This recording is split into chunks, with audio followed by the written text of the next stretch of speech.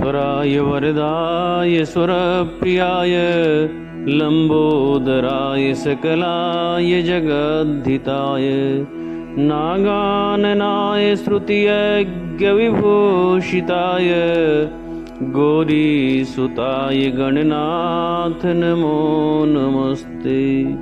सर्वमंगलमंगल्ये शिवे सर्वार्थसाधिके शरणे त्र्यंबके गौरी नारायणी नमोस्तुते।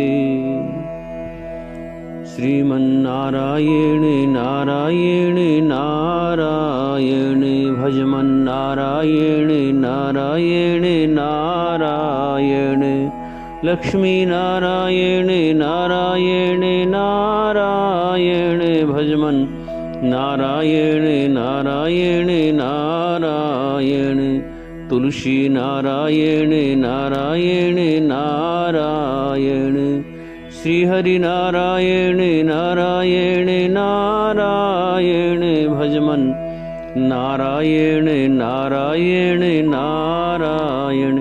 बोलिए गोविंद भगवान की जय। कार्तिक महात्म्य 32वां अध्याय।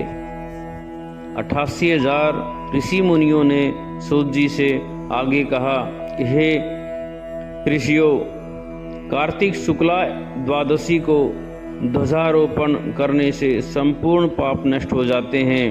चारों वर्ण ब्राह्मण क्षत्रिय वैश्य व शूद्र में से जो कोई भी भगवान के मंदिर में झंडी लगाता है वह ब्रह्मा जी और अन्य देवताओं द्वारा सम्मानित होकर विष्णु लोक को प्राप्त होता है। इस बारे में जो कुछ नारद जी ने राजा पृथु से कहा वह कथा मैं तुम्हें सुनाता हूँ, ध्यान पूर्वक सुनिए।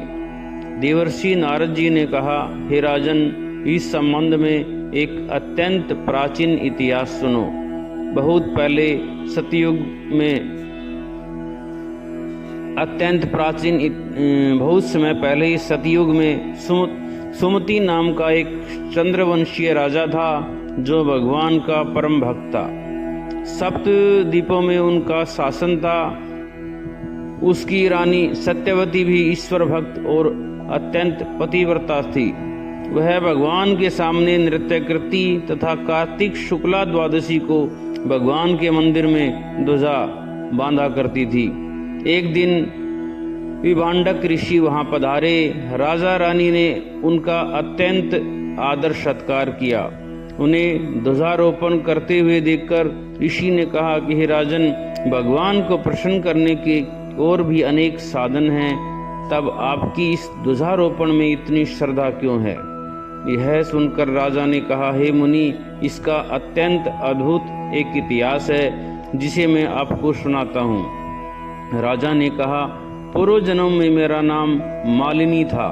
मैं ब्राह्मण होकर भी द्वेषी, कुकर्मी, महापापी तथा वैश्यागामी था। इन कुकर्मों के कारण मेरे बंधु बांधवों ने मुझे घर से निकाल दिया। इसके पश्चात वन में जाकर मैं एक टूटे फूटे विष्णु मंदिर में रहने लगा। मैं वन में जीव जंतु तथा मृग मारकर अपनी उदर पूर्ति किया करता था। एक दिन विंध्याचल पर्वत पर रहने वाली कोकिलिनी नाम की एक निषाद कन्या, जिसने अपने पति को मार दिया था, भूख से व्याकुल होकर वहां आई और मेरे पास रहने लगी। संयोगवश कार्तिक शुक्ला द्वादशी को हमने एक कपड़े को बांधकर झंडी सी बनाई और दोनों मदिरा पीकर झंडी हाथ में लिए सारी रात भगवान की मूर्ति के सम्मुख नृत्य करते रहे। नृत्य करते रहने के कारण प्रातःकाल हम दोनों की मृत्यु हो गई। तब यमदूत हमें यमफास में बांधकर मारते हुए यमराज के पास ले चले।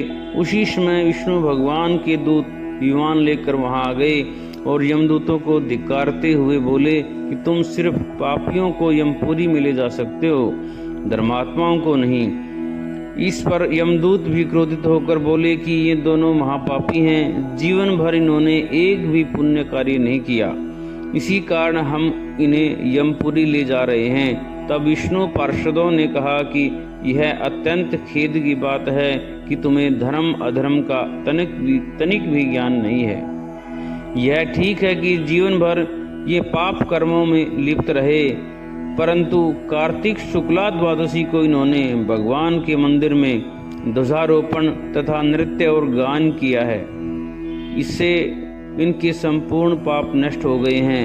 अतएव ये विष्णु लोक जाने के अधिकारी हैं, भले ही इन्होंने अनजाने में यह सब कार्य किया है। इसके पश्चात विष्णु पार्षद हमें विमान में बिठाकर विष्णु लोक में ले गए। अपनी कथा समाप्त करते हुए राजा सुमित ने कहा, पूज्य ऋषिवर, अनजाने में ध्वजारोपण का ऐसा फल है, तो श्रद्धापूर्वक कार्तिक शुक्ला द्वादशी को ध्वजारोपण करने से जितना फल प्राप्त होता है उसका वर्णन नहीं किया जा सकता। इतनी कथा सुनकर विवांडक ऋषि तप करने चले गए। बोलो विष्णु भगवान की जय। श्रीमन्नारायण नारायण नारायण भजमन नारायण नारायण नारायण गोविंद नारायण नारायण नारायण भजमन नारायण नारायण नारायण। बोलिए गोविंद भगवान की जय, शालिग्राम भगवान की जय, तुलसी मैया की जय, भक्त और भगवान की जय। इति 32वां अध्याय संपूर्णम्।